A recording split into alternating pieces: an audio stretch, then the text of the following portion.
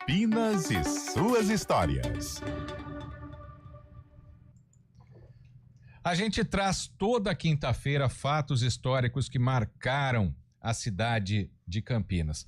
E hoje, como eu disse na abertura, a gente vai reconstituir um momento histórico ao estilo linha direta da TV Globo. Isso porque em 1885, um homicídio aconteceu aqui em Campinas, na esquina da Avenida Campos Sales com a Avenida Francisco Glicério, que ficou conhecido como o assassinato do comprador de escravos.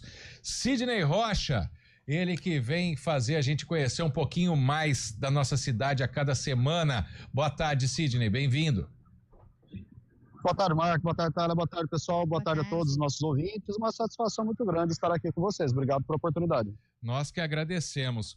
Primeira pergunta que eu te faço, né, sobre esse assassinato. A Campos Sales e a Francisco Glicério não tinham esse nome ainda? Rua do Bom Jesus, Campos Sales, esquina com a Rua do Rosário, Francisco Glicério. Francisco Glicério recebeu esse nome porque o Chico morava lá. Francisco Glicério morava nessa rua.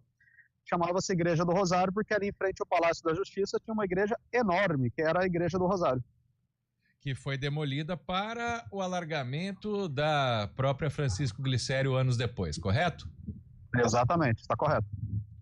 Bom, e conta pra gente, né, o contexto dessa história, como foi esse crime, esse assassinato ocorrido no centro de Campinas. Legal, eu vou reviver o Homem de Sapato Branco, Gil Gomes, aqueles caras das antigas que contavam história de maldade no rádio. Vamos fazer igual. Vamos fazer igual. Bom, primeiro é importante contextualizar. Escravidão sofreu várias fases, teve várias fases diferentes para a escravidão. De 1850 para diante, foi proibido o tráfico externo de escravos, foi proibido trazer gente escravizada da África para cá. Aumentou muito o trânsito interno de gente escravizada. Então, região norte, região nordeste começaram a vender os escravizados para essa região. E Campinas era uma das maiores compradoras. Campinas era o parque de diversões de quem comprava e vendia escravo. O comércio de gente aqui era muito grande. Em poucos anos, passou de 8 mil para 15, 16 mil pessoas escravizadas em Campinas. E nesse contexto, veio para cá o Antônio Vitorino de Menezes, que era um camarada que comprava e vendia escravos. Isso era o negócio dele.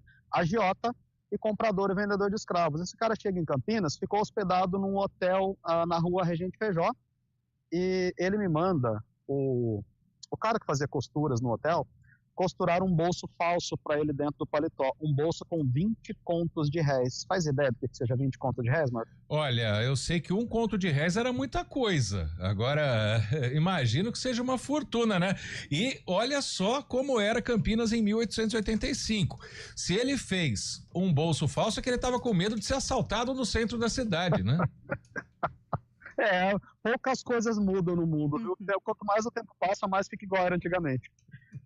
Ele colocou, para você ter uma ideia, 50 contos de réis você compraria uma fazenda. Nossa. Dá quase o salário de um professor de história. Bom, tô brincando. É quase não, né? Um pouquinho menos que o quase. Quase isso. Com 50 contos de réis você compraria uma fazenda. Esse cara tinha 20 contos de réis guardados no bolso. Saiu, foi ao Banco Mercantil de Santos para fazer negócios. O Banco Mercantil de Santos ficava, tinha outros bancos aqui também, mas ele veio especificamente nesse, que era o maior. Esse banco ficava na esquina, justamente da Glicério com a Campos Sales. Ele entrou e depois sumiu. O cara não apareceu mais, ninguém encontrava esse homem. Simplesmente assim, sumiu. Isso causou muita repercussão na época, né, Sidney? Porque era um homem riquíssimo, como você disse, conhecido já por esse negócio de escravos, agiota, ou seja, podia ter muita gente aí interessada em dar um fim nele, é isso? Era um homem muito rico, chamava muita atenção. Uma coisa é sumir um professor de história, outra coisa é sumir o dono do banco, né? Então ele sumiu, desapareceu, ninguém mais sabia dele. E aí quem entrou no caso foi o Antônio Sarmento, que era irmão do Alberto Sarmento. Você vê essas pessoas, esses nomes de rua, todos têm nome e história, né?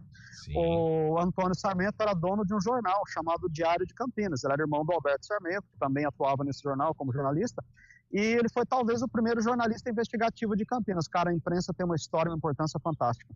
O tal do Antônio Sarmento, então, toma conhecimento disso e vai lá no banco perguntar, cadê o cara? Ah, ele saiu daqui ontem, olha que coisa interessante, rapaz, ele pediu para ajeitar as malas dele e despachar, ele foi embora para Santos. E aí o Antônio Sarmento começou a perguntar, foi lá no hotel, perguntou no hotel, conversou com o cara que coseu o dinheiro no bolso interno do paletó, conversou com um funcionário do banco que viu manchas de sangue na manhã seguinte ao desaparecimento dele, manchas de sangue perto de uma latrina, chamou o delegado da cidade também era ex-combatente da Guerra do Paraguai, que a gente falou semana passada.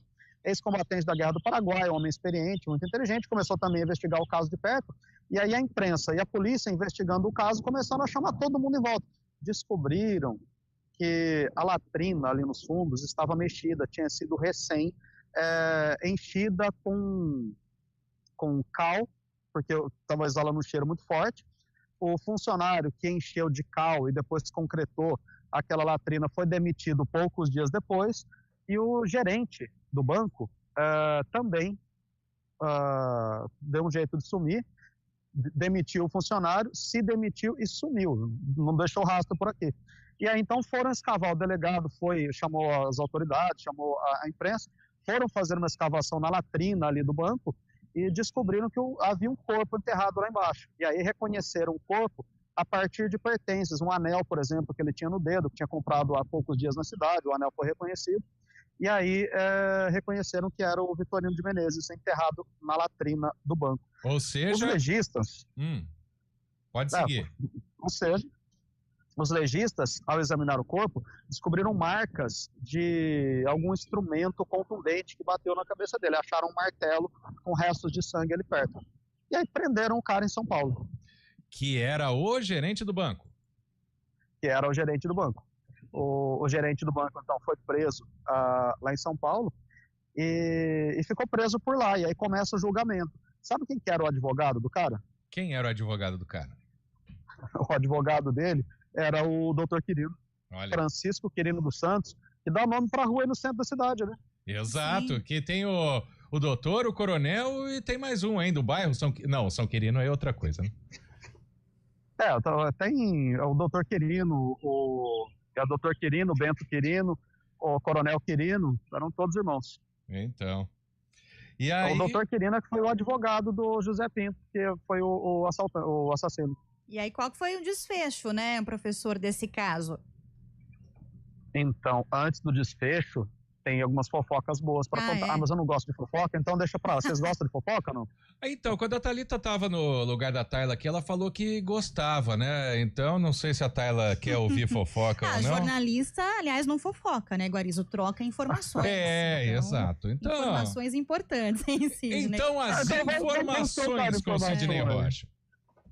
Vamos fazer uma troca de informações. Sim. O advogado faleceu durante o processo, o doutor Quirino era um homem triste, tadinho. Ele teve 4 ou 5 filhos, os filhinhos dele morreram muito cedo, e aquilo foi entristecendo muito ele. Faleceu muito cedo, teve um infarto e morreu durante o processo. Enquanto o José Pinto era julgado, ele faleceu. E aí teve que trocar o advogado, foi julgado, por fim, o José Pinto foi condenado à morte. A sentença dele foi a morte, isso... A gente está falando, o crime, o sumiço do rapaz se deu em 1884, a história explodiu em 1885, a sentença veio em 1886 e ele foi condenado à morte. Só que ele foi preso lá em São Paulo, está lá em São Paulo preso, condenado, ele fez um documento e mandou para a imprensa de novo, mandou lá para a imprensa em São Paulo uma carta dizendo: eu sou inocente, vocês estão matando um homem inocente, tinha sangue no martelo, mas o sangue podia ser de um bicho qualquer, não precisava ser de gente, vocês não fizeram exame nenhum para saber, fez a argumentação dele. E aí tinha um doutor em Campinas, um médico que clinicou em Campinas e que foi prefeito de... A história onde é que vai, né?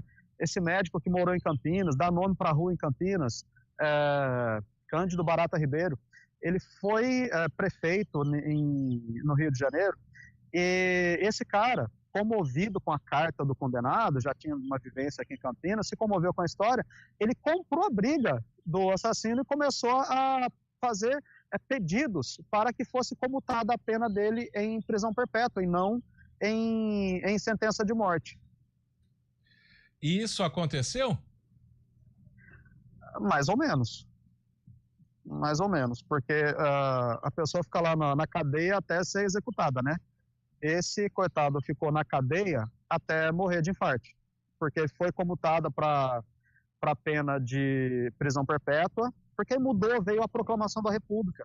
Com a proclamação da República, as coisas mudaram sentido, foi uma revolução em todos os sentidos. Mudou o Código Penal, mudou a Constituição, então houve uma mudança generalizada na legislação, e aí, no esteio dessas mudanças todas, ele acabou conseguindo comutar a pena. Estavam querendo mudar, na verdade, de pena de morte para galés perpétuas, que era trabalhos forçados.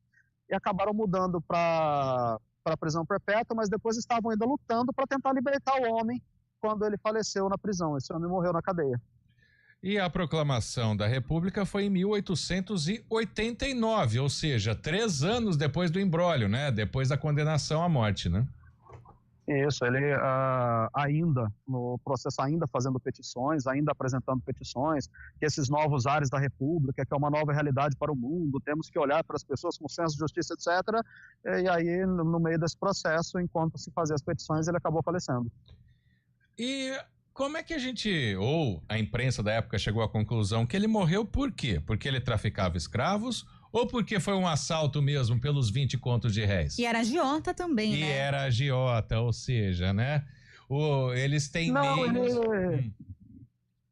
Ele morreu por causa do dinheiro, foi um assalto. Ele morreu por causa do dinheiro.